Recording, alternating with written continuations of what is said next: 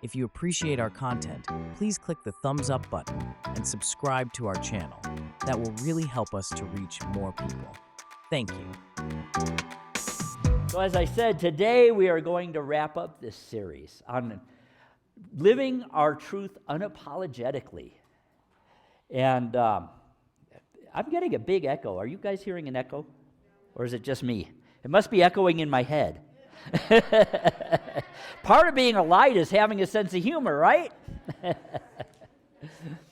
We're going to be looking at what it means to be a light, what it means to be a community of light, and how that consciousness, that understanding can change our world. Do you all believe we can be a part of changing the world? Yes. Oh, good. All right. Y'all have learned. Good. In a world often marked by division, fear, and scarcity, this concept of being a light as a community, as well as individuals, allows us a different alternative, a different message than what we hear in the media and on Facebook and all of that stuff from our neighbors and friends and family. It creates a vision of a different possibility, which then can become a different reality. And what is that reality? It is a reality of a community that is grounded in spiritual awareness and collective responsibility and purposeful action. Three things: spiritual awareness, responsibility, and purposeful action. Now, spiritual awareness is kind of obvious. It's being aware that we are lights in the world, that we are spirits expressing as human beings. And responsibility, I talked about that earlier in this series last week, about the difference between reacting to the world and responding to the world. Responding to the world is responsibility. We have the ability to respond in a positive, constructive, uplifting, and empowering way. And of course, purposeful action. That's hard to say. I almost said porpoise action. Purposeful action. Taking action as we are directed to by Spirit. Listening to that voice of God within us that's directing us, that inspires us, and guides us to be of the utmost service to the world. Some people say, well, this sounds utopian. But it's not just utopian. It's a tangible reality that is created when individuals commit to personal growth and shared value. And in that commitment, then come together as a community with the intention to uplift one another, to support one another, and to transform not only our community, but our greater community. We're guided by the spiritual teachings of unity. And what are those spiritual teachings? You don't have to name each one, but tell me, what are they? Healing. Well, that's one, yes, healing. There are 5 principles. That's our spiritual foundation. It's not dogmatic, but it's 5 principles that we build on, that we interpret each in our own unique and wonderful way, that we interpret as a community. And they're very simple principles. The first, who knows what the first one is? There is only one presence and one power in the universe and in my life, God the good, omnipotent. Got it? There is only one power in the universe and in my life, God the good, omnipotent. There's no devils out there. There's nothing out there that has power over any of us except that which we give it. The only true power there is the power that expresses as each one of us. God the good, omnipotent. If every human being got that, regardless of religion or anything else, if we all understood that, guess what? The world would look different, wouldn't it? If everybody knew that they were God expressing, and that's the only thing expressing. Who knows what our second unity principle is? We are created in the image and likeness of that and are therefore inherently good. No original sin. Oh my gosh. What if every child knew they were born in original blessing? How would that change the consciousness?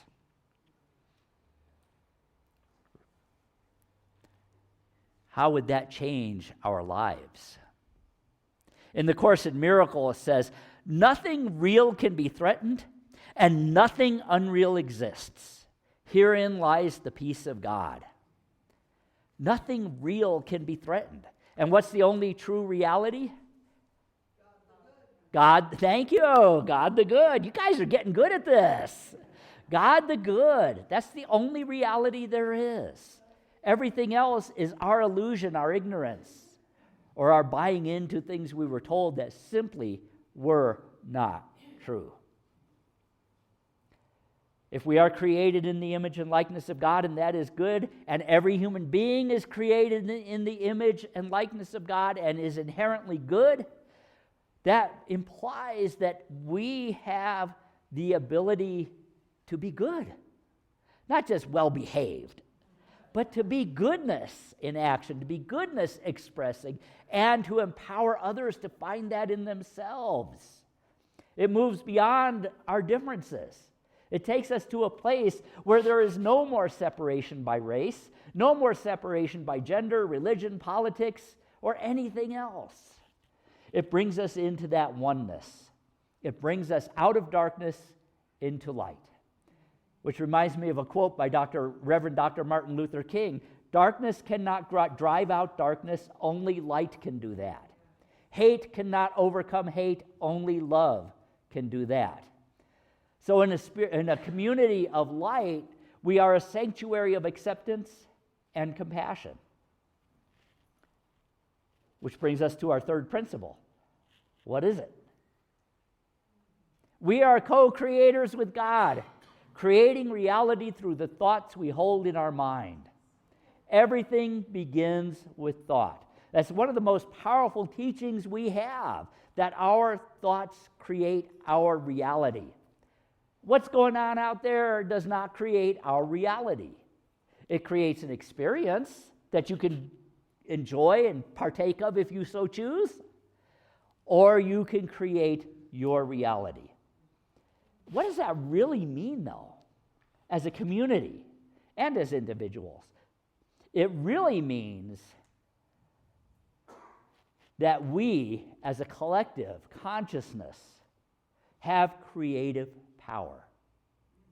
You are powerful as individuals and as a community.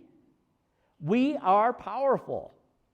When a group of spiritually aware individuals align their thinking towards a positive vision, whether it be for social justice, environmental change, we're going to be talking about that after service, healing or peace, we generate a real world change. Think about this. One man 2,000 years ago had an idea. These ideas we're talking about. And he changed the world. Unfortunately, not everybody understood what he was saying. But for those who did, it changed the world. 600 years before him, there was a man in India, the Buddha, who had an idea and changed the world. In our own lifetimes, there was Gandhi, Martin Luther King, people like that, who had an idea and changed the world. Everything starts in mind. Gandhi said, "You may never know what results come from your actions, but if you do nothing, the result will be nothing." And then our next principle is through prayer and meditation, we align our heart and our mind with God. And denials and affirmations are the tools we use. Prayer and meditation are not isolated practices in our community of light. We do it together on Sunday morning. Michael led us in a beautiful meditation. Roland read our daily word. At all of our gatherings, we spend time in prayer and meditation. Our chaplain candidates were in training yesterday, practicing common prayer, communal prayer. Our chaplains hold the high watch, and our staff and everybody holds the high watch through prayer and meditation for this community and for our greater community as well, because we are a microcosm of the macrocosm, and we are one mind that affects the outer mind. What we do ripples outwards from this place. So, through shared intention, through gatherings, through affirmations, through meditations, we stay spiritually centered. Charles Fillmore wrote, "Words are seeds, and when dropped into invisible spiritual substance, they grow and bring forth after their kind." That's why we are mindful of the words we speak, what we give our energy to. We speak words that uplift. We speak words that empower. We speak words of possibility, of vision, of hope. In a world where too often we hear words that are the exact opposite. But we plant seeds, and those seeds grow in what Charles Fillmore used to call the ether. It's actually the vibration of the universe, and they impact communities. Our chaplains have been praying. Are you still doing it for the International District? 9 o'clock on Tuesday mornings? Yes. Chaplains and others have been praying for that for several years now, I think, or at least a year. And guess what? I don't know if any of you kept on the news. There's changes happening in that community. They now have a grocery store where they didn't before. They now have a lower crime rate. It's having a difference. And we're not just doing it ourselves, but we're creating that vibration. And when you create a vibration, it impacts the community. And which brings us to our fifth principle. Through thoughts, words, and actions, we live the truth we know. This calls for spiritual integrity. A community of light doesn't just preach unity, doesn't just preach love and truth. We live it. We live it. What does it look like? Well, it looks like holding that high vision, seeing the best in all things when the rest of the world says there's nothing good out there to see. It means feeding the hungry, supporting mental health, focusing on positive spiritual education, being earth-friendly. Stay for the meeting afterwards. Advocating for change and being present for each other in times of crisis. It is in this space that spiritual energy is embodied, that flame is kindled. So what does a community of light look like? I don't think we think about that very often. What do we look like to an outsider? What could we do more to look like a community of light? Well, it takes many forms, but there are certain characteristics that studies show are consistent in any community that is a community of light, by whatever definition that may be for them. The first is radical inclusion. Radical inclusion. Look, we had a drag queen nun up here on Easter Sunday. You can't get any more inclusive, I think, than that. What it says is that everyone is welcome, no exceptions. We see people for their potential, not for their past. And when there is disagreement, we seek dialogue, not division. It's not always an easy thing to do, and we recognize that. A year or so ago, Chris hosted the Better Angels groups, where there was that exploration with people of differing ideas, especially politically, finding that point of commonality, because all it takes is one little point of commonality for a bridge to be built. And it can be something little and simple. Another aspect of a community of light is shared spiritual practice. Not shared religious doctrine, but shared spiritual practice. Prayer, meditation, study, affirmations, and visioning are what we do. They anchor us in a consciousness of intention.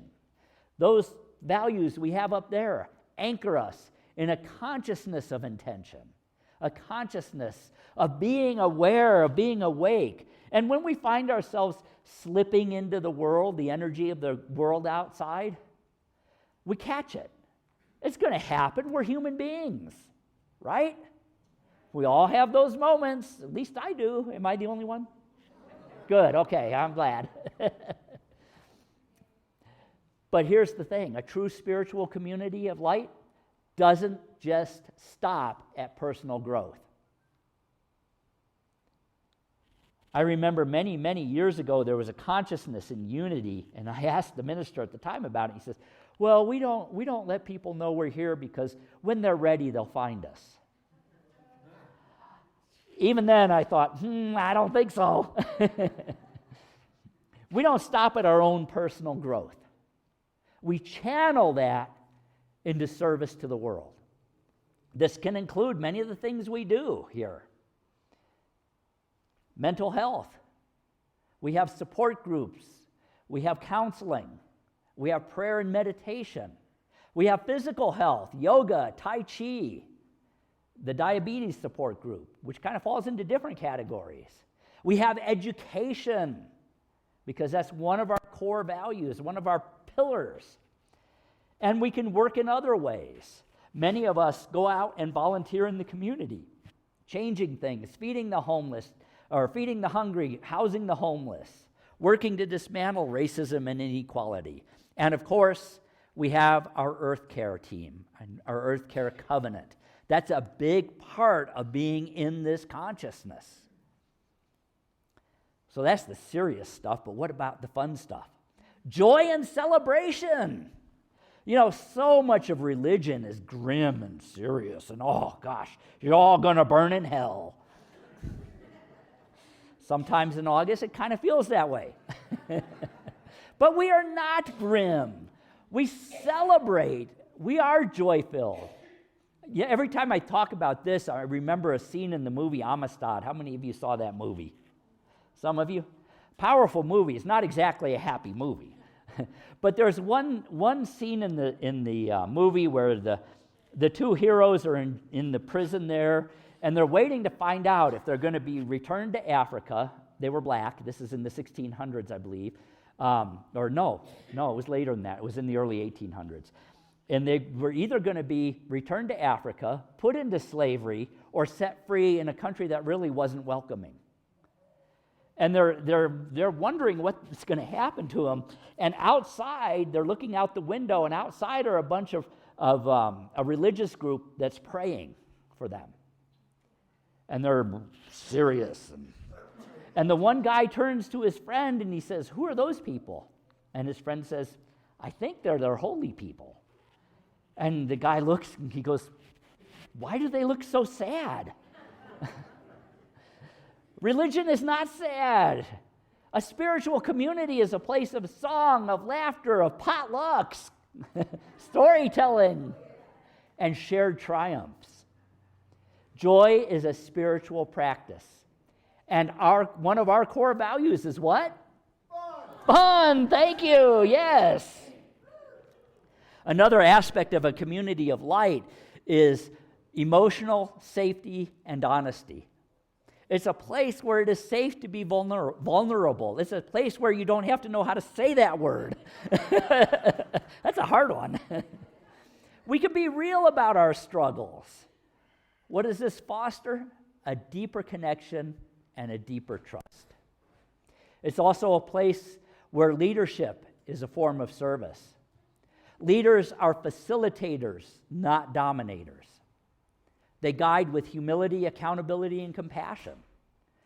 One of the things we're always looking for is people with different skills and different abilities and different desires to lead in different ways, in unique ways, so that we can empower them to do that. Michael's gift is pastoral, counseling. And so we empower him to do that.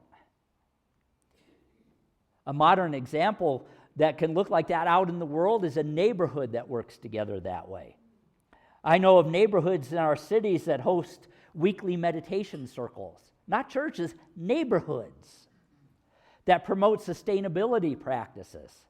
that stands in solidarity with marginalized groups, that supports and provides opportunities for healing with counseling, support groups, Reiki, things like that. Oh yeah, we have our Reiki group too. Or it could even be a virtual community. The beauty of our technology that we have today is that it is bringing people closer together than ever before across vast differences. And at the same time, we live in a world where people feel more isolated and disenfranchised than ever before. It's an odd situation. We have the ability to bridge every gap there is, and yet people are feeling separated. There's a widespread sense of disconnection and anxiety. So much so that the CDC has said that is epidemic in the world today. But the antidote is not found in technology, it's not found in politics, it's not even found in religion, and it's not found in escapism, but in conscious community. So we all offer an alternative. That no one is alone, that life has meaning, and that every human being is empowered to make a difference. So how do we do that? How do we do that? Well, it takes courage. It takes moral courage.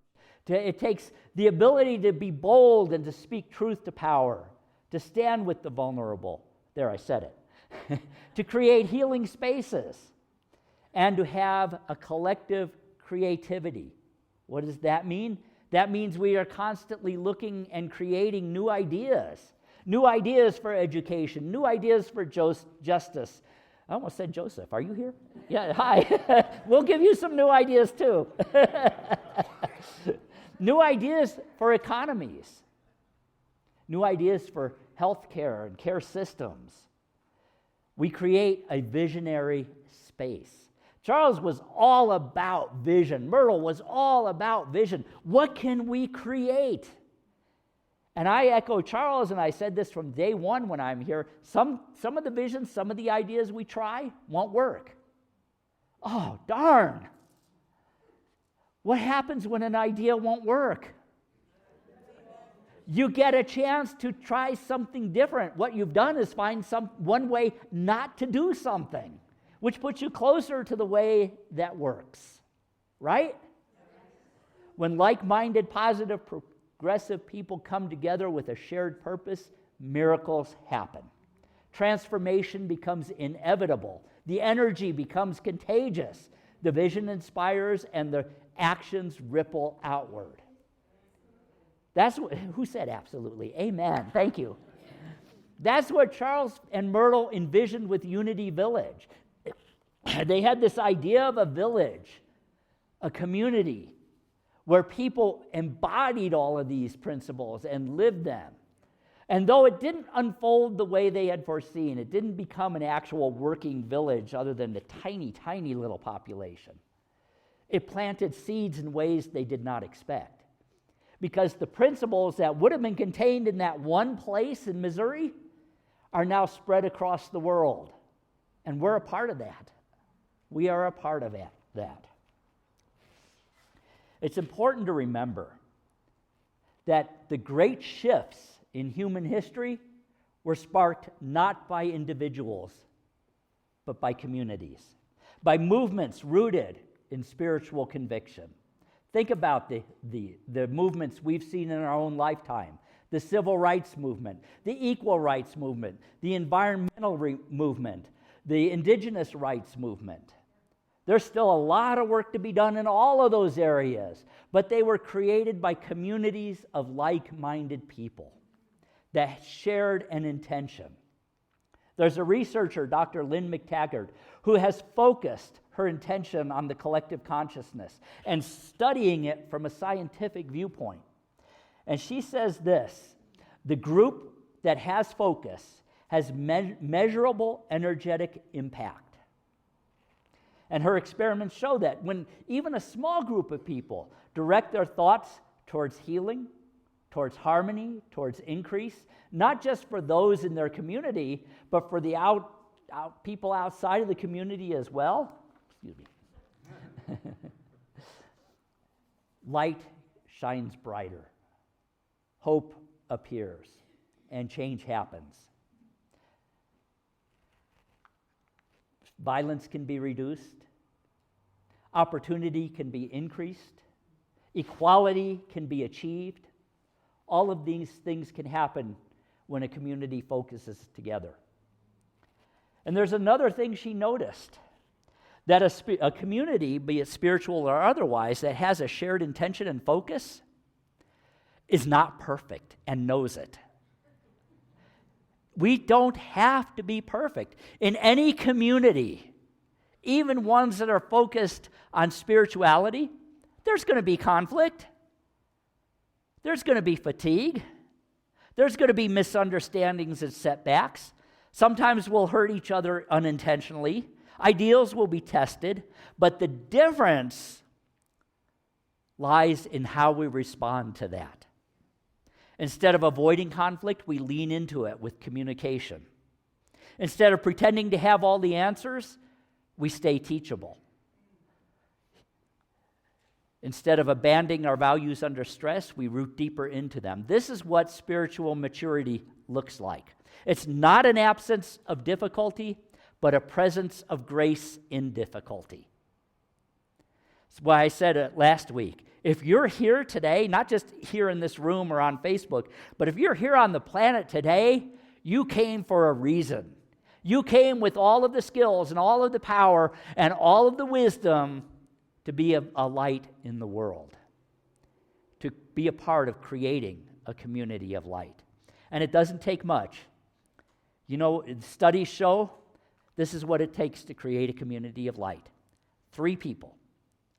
3 people. You don't need a building. You don't need a budget. You don't need a formal structure.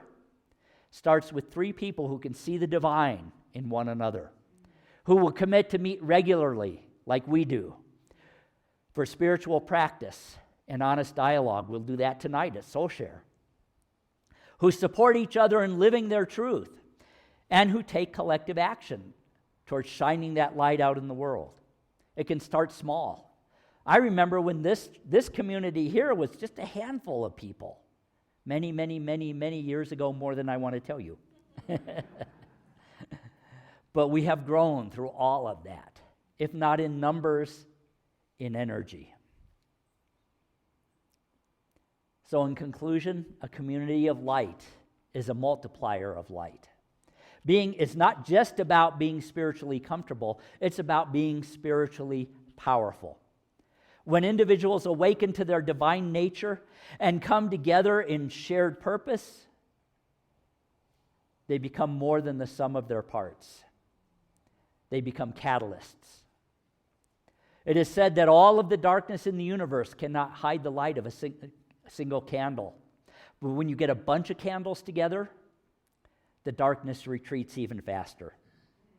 As Marianne Williamson wrote, "We are all meant to shine as children do. We were born to manifest the glory of God that is within us. And to be a community of light, which we are, is to make that glory visible in daily life, in our words, in our choices, in how we love each other. It is to believe that what we do matters, that who we are matters, and that together we can bring light to a world that desperately needs it." May the 4th be with you.